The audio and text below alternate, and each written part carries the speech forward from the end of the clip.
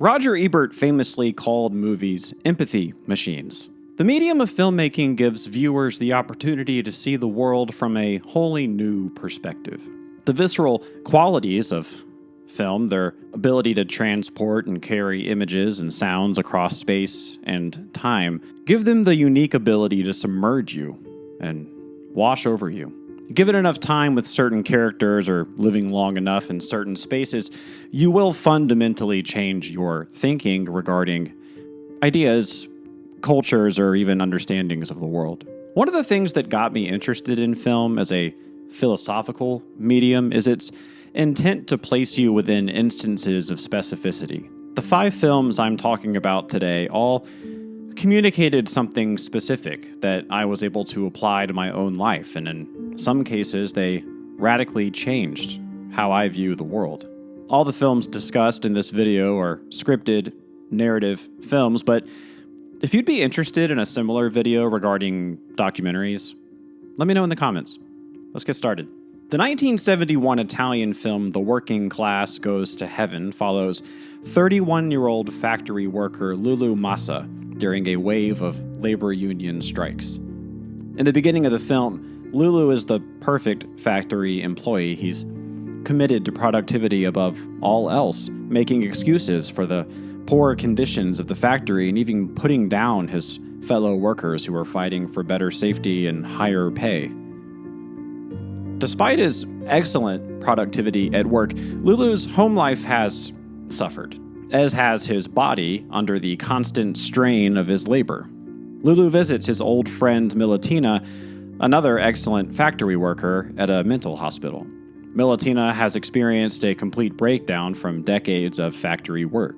As Lulu begins to have doubts about the sacrifices he has made for the factory, he loses one of his fingers in an accident on the job.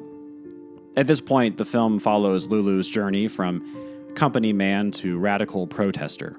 The director of this film, Elio Petri, made a series of leftist films throughout the 1970s, including films like Property is No Longer Theft and Investigation of a Citizen Above Suspicion. However, it's The Working Class Goes to Heaven that I saw first, and it's that film that made the biggest impact on me. What makes this film stand out is not only Gian Maria Volanti's excellent central performance, but the way in which his character only becomes empathetic when it specifically affects his own life. It's a wake-up call for anybody defending a system or institution that plainly victimizes others when they themselves are, for now, doing just fine. And the year after that film was released, a German television show directed by the legendary Rainer Werner Fassbinder sent a similar message to working-class audiences. 8 Hours Don't Make a Day is technically a miniseries, not a single film, but for the purposes of this video, I'm going to focus only on the 3rd episode, Franz and Ernst.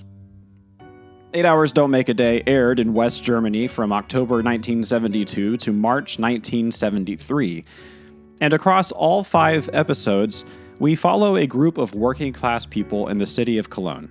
Like The Working Class Goes to Heaven, much of 8 Hours Don't Make a Day focuses on the daily struggles of low-wage workers fighting against the harsh conditions of their labor. The 3rd episode of this series, Franz and Ernst, tells the story of Franz, a tool factory worker who attempts to become the new foreman after the death of the previous one.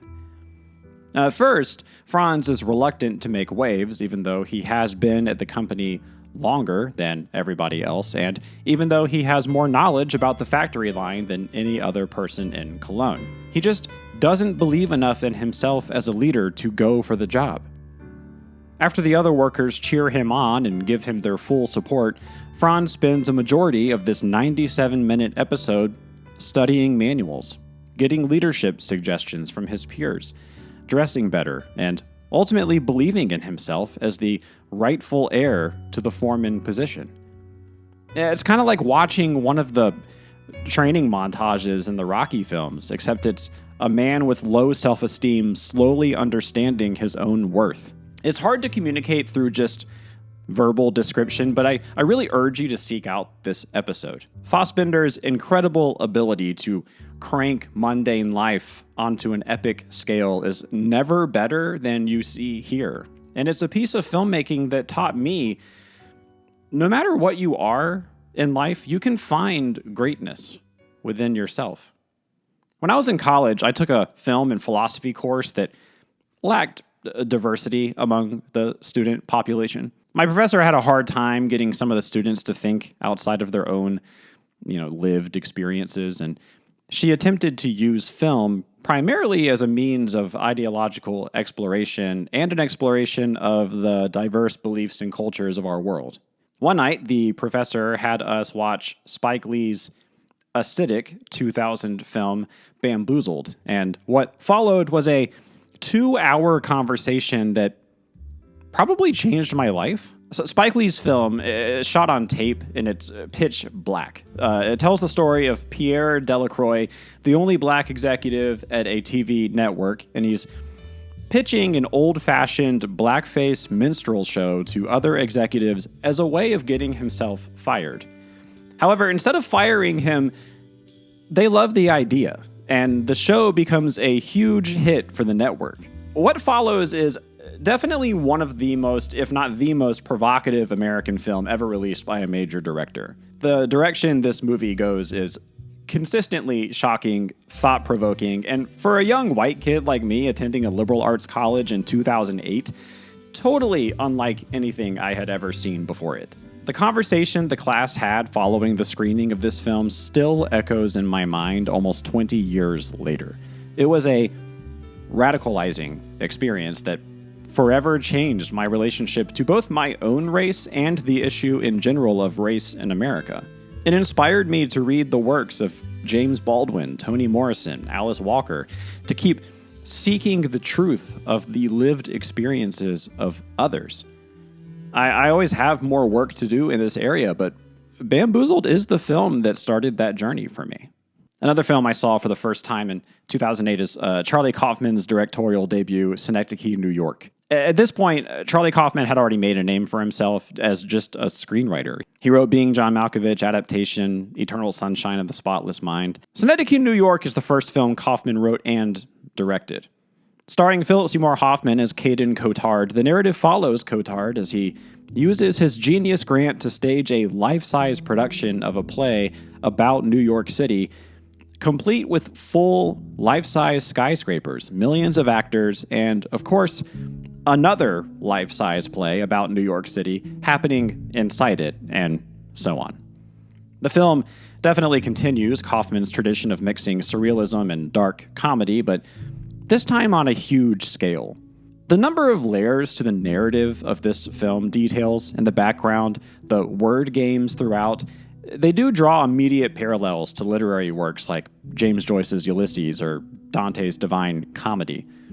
It's a film that reveals something new every time you see it, and as funny as it is also equally devastating emotionally. While I could go on about this film for a long time, and I probably will in a future video, I am going to focus on one aspect of the film that has really stuck with me. Starting with the first scene, the film's relationship to time is really unusual. In the opening moments, we learn that it's September, and when Cotard goes downstairs, we're already in the next month.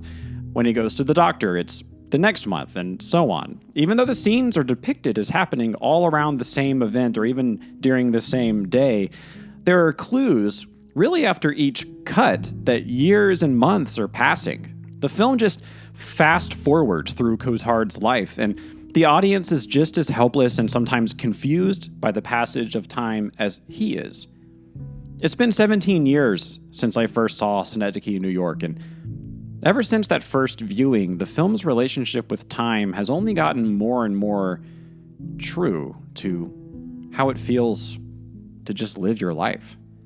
It's a film that just tells you over and over again that if you aren't present, if you aren't here right now, you're just going to miss it. It may surprise some of you that the late, great David Lynch, the purveyor of terrifying surrealist nightmares and experimental films, also made a G-rated Disney film based on a true story.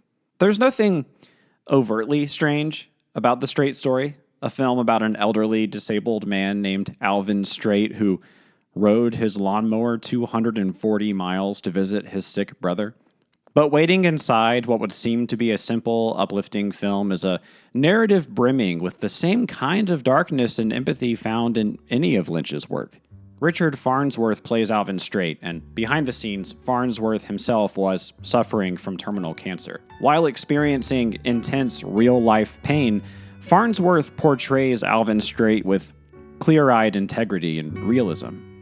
While the film could have easily merged into the sentimental, Mary Sweeney's script and Lynch's direction keep the film on this razor-thin line between schmaltzy and hyper-realistic. It's this perfect marriage of tones that makes the Straight story kind of a miracle of a movie. Like any road trip story, Alvin Straight's journey is about the people he meets along the way. And I could pick any of the half-dozen conversations highlighted in this film as the most moving, but my pick is near the end of the film. Alvin, in the miles leading up to be reunited with his brother, a man about Alvin's age sits nearby, and the two talk about their experiences in the Second World War.